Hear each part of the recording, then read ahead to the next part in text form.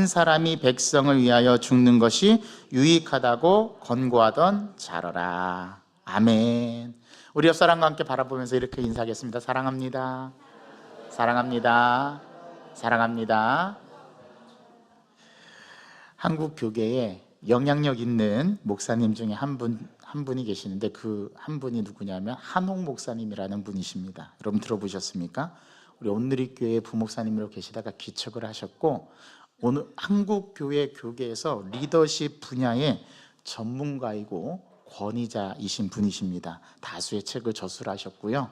현대 젊은 층의 그리스도인들에게 존경받고 많은 영향력을 주고 계신 분 중에 하나입니다. 이 목사님이 쓴 책 중에 칼과 칼집이라는 책이 있습니다.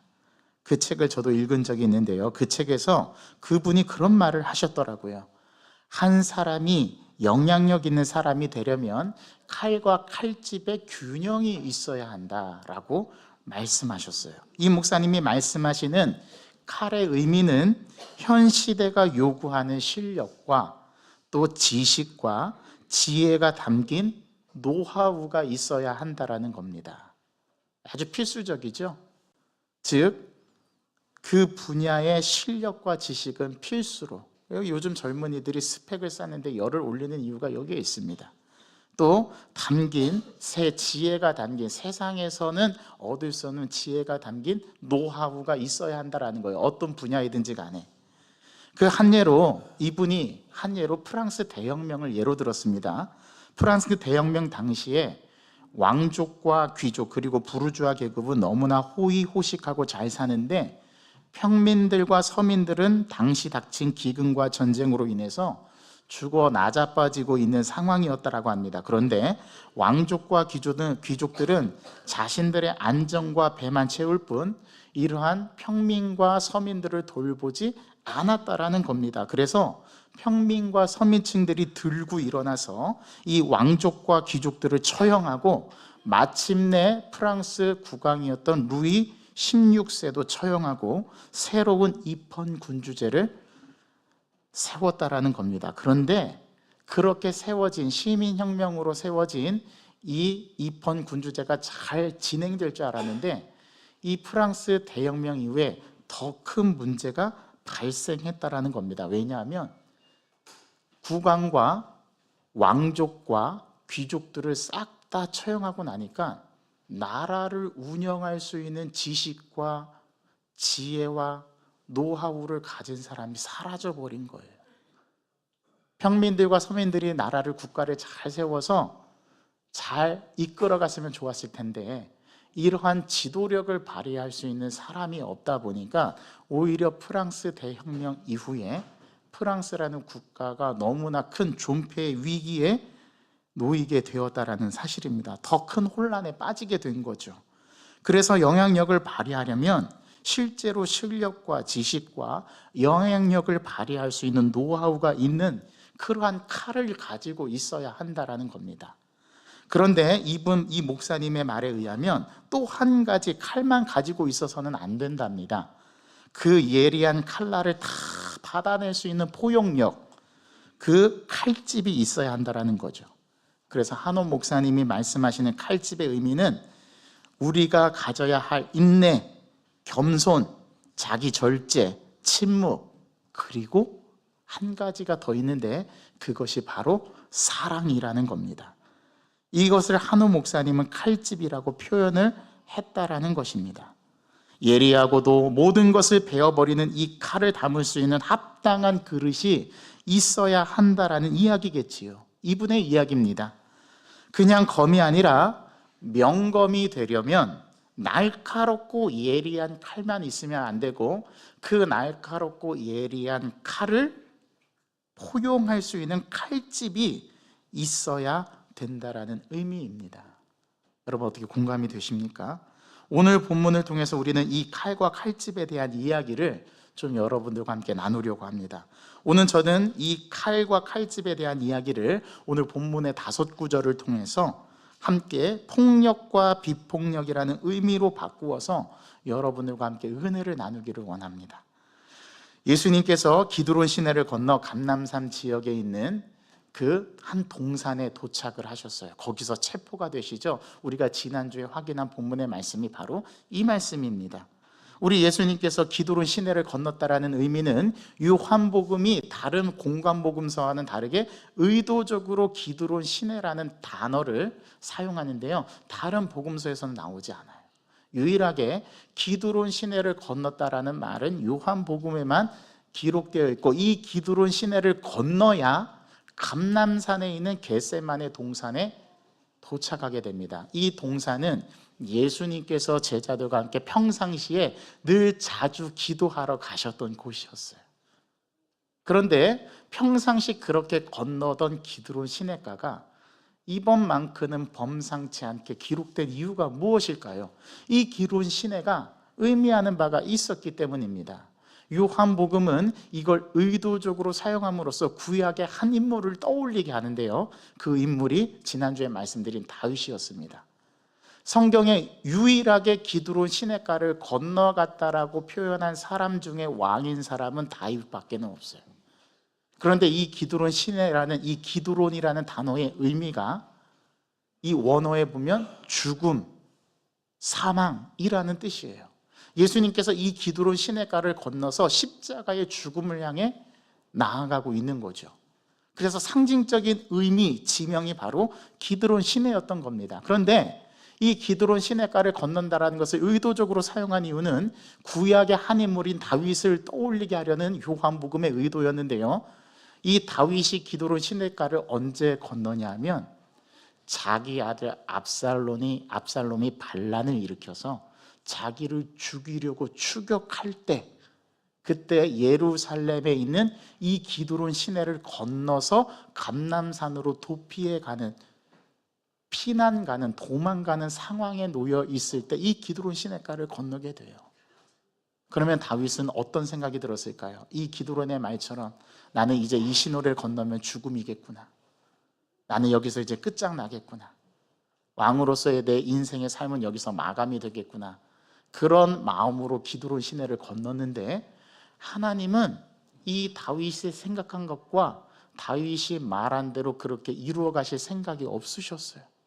하나님은 오히려 이 기드론 시내를 건넌 다윗에게 압살롬이 그 뒤로 추격해서 가는 그 압살롬이 나뭇가지에 자기의 머리카락이 걸려 대롱대롱 매달리게 되었는데, 그때 다윗의 장군이었던 요압 장군이 가서 그 압살롬의 목을 칩니다. 그래서 승리의 소식을 가져오게 되죠. 어찌 이런 일이 일어날 수 있을까요? 기드론 시내, 즉 죽음을 상징하고 또 사망을 상징하는 이 기드론 시내를 건넜을 때 다윗은 이제 끝이 났구나, 나의 왕위는 여기까지구나, 나의 인생은 여기까지였던 거구나, 그렇게 생각을 했는데, 하나님은 그것을 바꾸어서 다윗이 다시 왕위를 회복할 수 있도록 그 아들을 심판하고 다윗을 다시 예루살렘으로 돌아오게 하는 승리를 가져오게 했던 골짜기가 기드론 시내였다라는 겁니다. 그럼 예수님께서 기드론 시내를 건넌 의미는 무엇일까요? 예수님은 지금 죽음을 향해, 십자가의 죽음을 향해 이제 마지막 자락까지 왔습니다. 이제 이 기드론 시내를 건너게 되면 겟세마네 동산에서 체포되실 것을 예수님은 아셨어요. 그럼에도 불구하고 이 기드론 시내를 건너죠. 그리고 그 기드론 시내를 건너자 대제사장들과 또 로마 군대를 이끌고 온 가룟 유다의 배신에 의해서 예수님이 체포가 되게 됩니다. 즉 사망에 더 가까워지고 죽음에 더 가까워져 가는 거죠. 여러분, 그때 이 군대를 상징하는 그들이 들고 온 등과 횃불과 무기를 가져왔다라고 했는데, 그 군대를 헬라어로 스페이라라는 단어가 쓰였는데, 그 스페이라라는 단어는 보통 로마 군대, 보병 군대의 단위를 말하는데요, 이 스페이라라는 보병 군사의 단위는 최소 600명에서 800명으로 구성된 그런 보병 군대였다라는 거예요. 그렇다면 이 말씀을 해석하면 이렇게 됩니다. 그 동산에 예수님 한 분을 잡기 위해서 로마 군대가 몇 명이 동원된 거예요? 최소 600명 이상의 군사들이 동원이 된 거예요. 그들이 다 무엇을 들고 왔다고요? 3절 4절에 보면 등과 횃불과 무기. 여기서 무기는 뭘까요? 검이겠죠. 검을 들고 온 거예요. 즉 한 사람, 평화의 상징이고 생명을 주시기 위해서 이 땅에 오신 예수 그리스도를 잡기 위해서 폭력이 동원된 겁니다. 그리고 그들이 들고 온 것은 등과 횃불인데, 그 가장 어두움이 짙게 깔린 그 한밤중에 동산을 밝히기 위해서 그들이 들고 온 등과 횃불은 다 가짜였던 겁니다. 왜냐하면 예수님께서 말씀하셨잖아요. 에고 에이미, 나는 세상의 빛이라. 너희들이 들고 온 등과 횃불은 다 가짜 빛이고 내가 진짜 빛이다라고 말씀하셨더런 상징적인 의미가 바로 등과 횃불을 가지고 왔다라는, 그 군인들이 들고 온 등과 횃불을 상징하는 거였던 거예요. 그리고 그들이 가지고 온 무기, 즉 검은 세상의 힘을 말하죠. 예수님을 세상의 힘으로 덮으려 했던 이 군사력, 로마의 군사력은 가장 강력하고 절대적이고, 거기에 12 제자 중에 한 사람이었던 가룟 유다가 배신을 때리는, 그리고 군호를 짜서 가룟 유다가 지칭하는 사람이 예수님임을 서로 맞추고 이 군대를 동원해서 예수님을 잡으러 온 겁니다. 그게 바로 지난주 말씀의 의미였죠.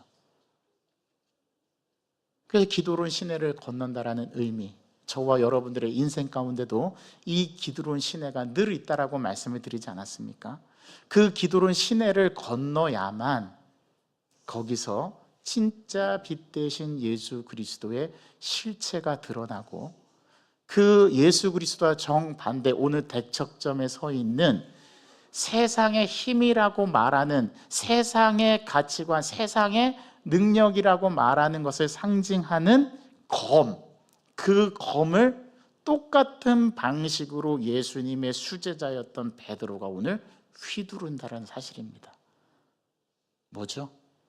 베드로는 예수님께서 3년 동안 동고동락하면서 예수님의 가르침을 받고 예수님의 복음을 들었다는 수제자였지 않습니까? 그 베드로가 어떤 고백을 예수님 앞에서 했죠? 주는 그리스도시요 살아계신 하나님의 아들이십니다. 그때 예수님께서 바요나 시몬아 내가 참 복이 있도다. 그것을 알게 하신 이는 네가 아니라 내 안에 계신 성령 하나님이시다라고 가르쳐주지 않았습니까? 네가 고백한 고백도 네 고백이 아니라 성령께서 그렇게 하셔야만 할 수 있는 고백이다라는 것을, 즉 세상을 나의 힘으로 삼아서 고백하는 것이 아닌 성령 하나님께서 고백하게 하시는 그 고백이 바로 베드로의 신앙 고백이었다라는 것을 가르쳐 주세요.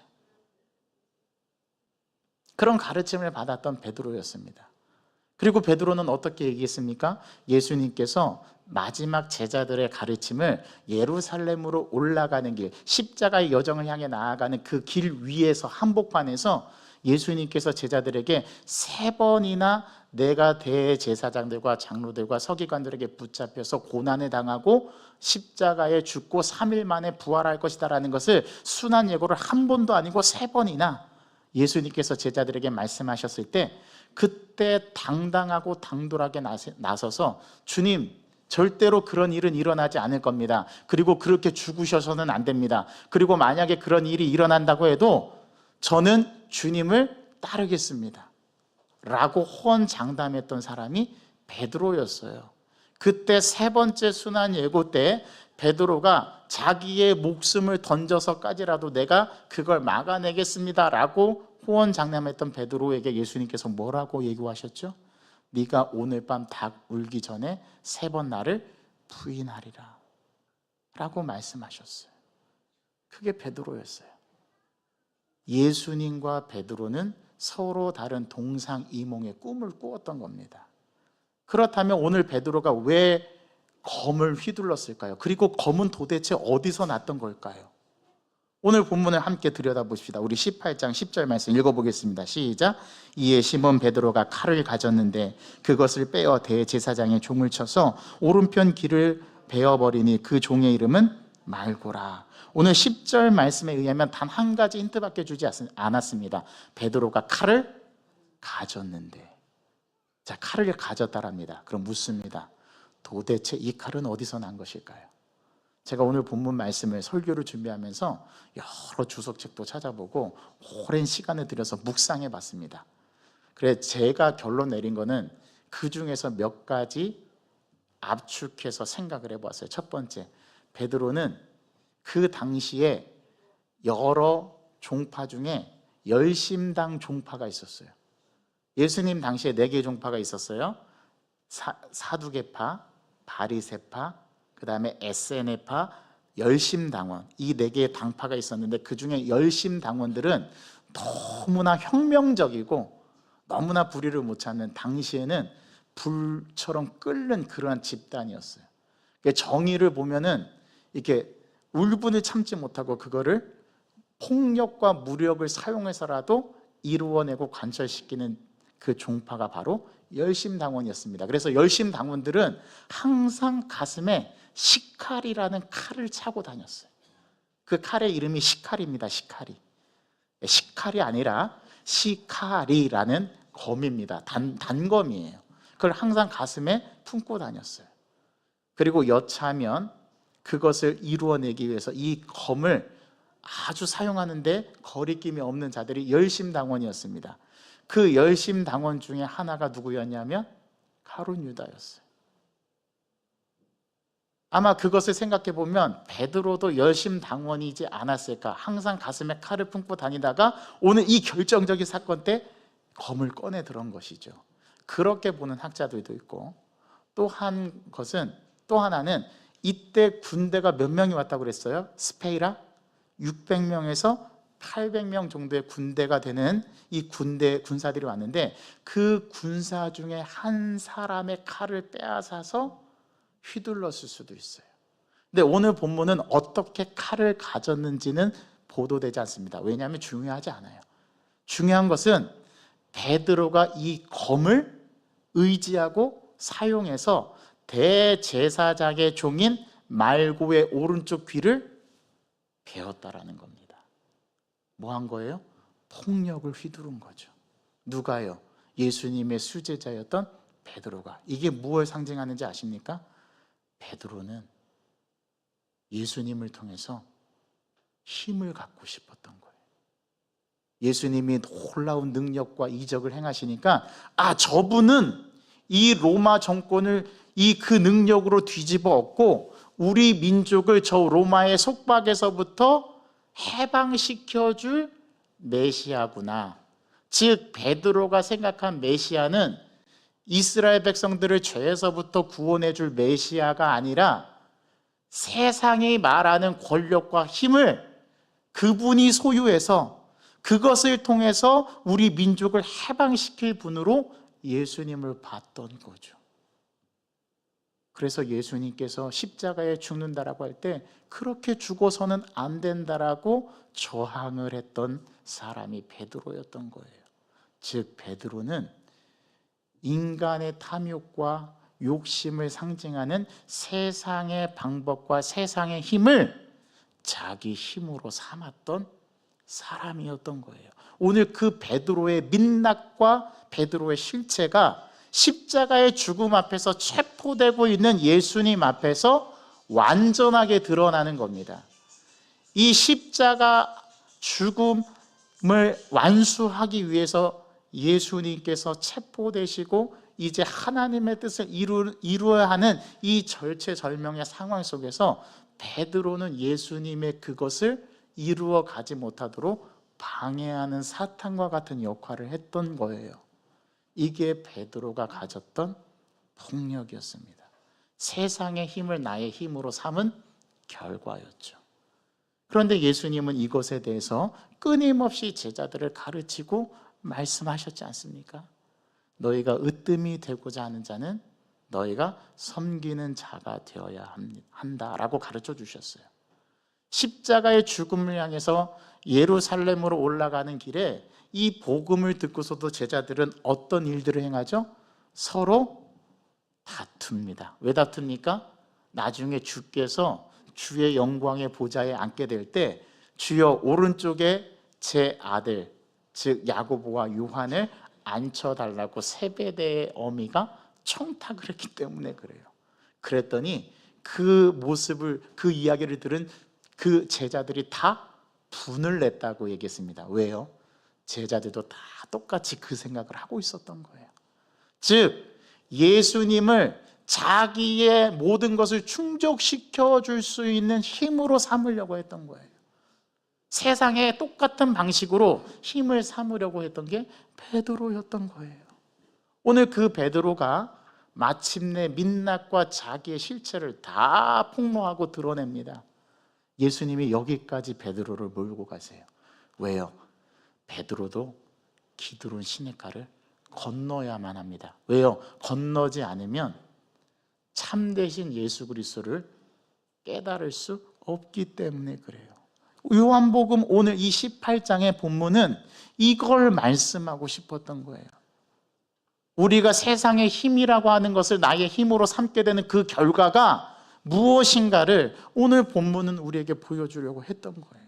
예수님이 이걸 말씀하고 싶었던 거예요.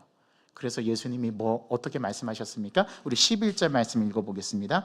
예수께서 베드로더러 이르시되 칼을 칼집에 꽂으라. 아버지께서 주신 잔을 내가 마시지 아니하겠느냐 하시니라. 이 말씀을 바꿔서 말씀드려 볼까요? 네 방법은 아니야. 그 방법은 아니야.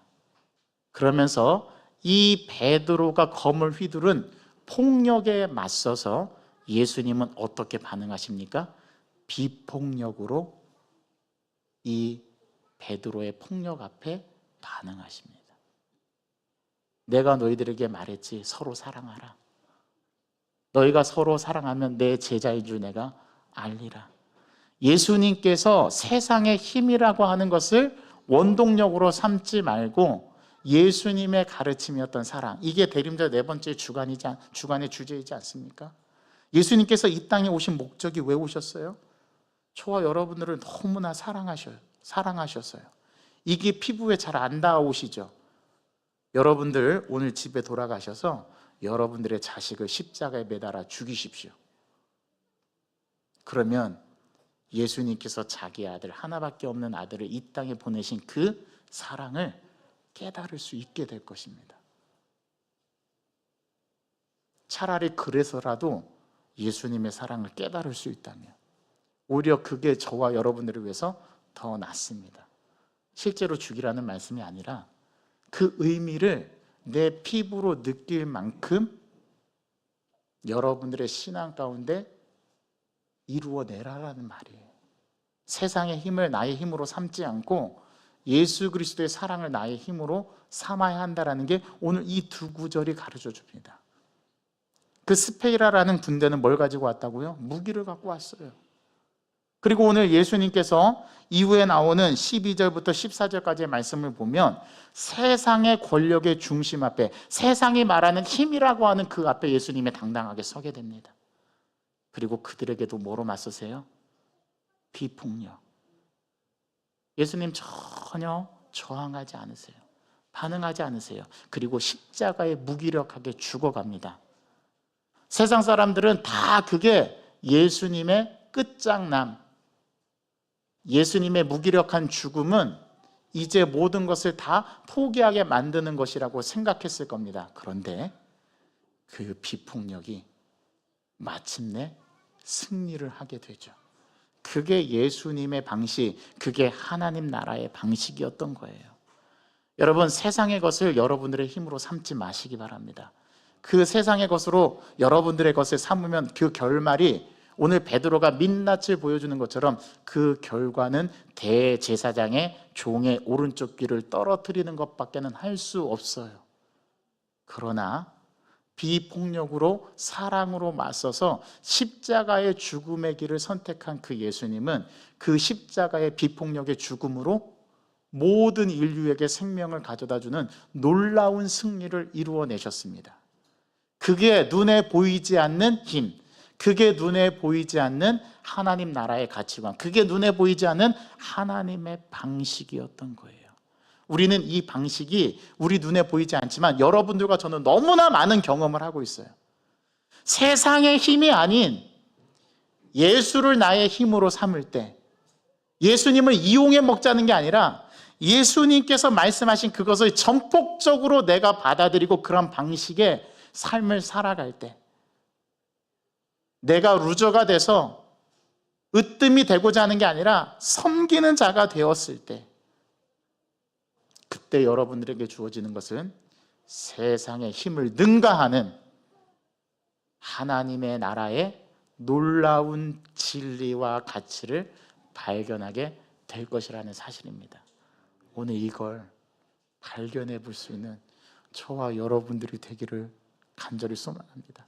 하나님께서 저와 여러분들의 영안을 열어주시고 영적인 귀를 열어주셔서 베드로가 사용했던 그 검, 세상의 힘이라고 상징하는 그 군력, 군사력, 막강한 정치력, 막강한 경제력이 나의 힘이 아니라 나는 무기력하게 십자가에 죽어간다 하여도 그걸 통해서 생명을 살리고 인류를 위해서 기여할 수 있는 것이 있다면 과감하게 그 하나님의 방식을 선택할 수 있는 저와 여러분들이 되기를 간절히 소망합니다.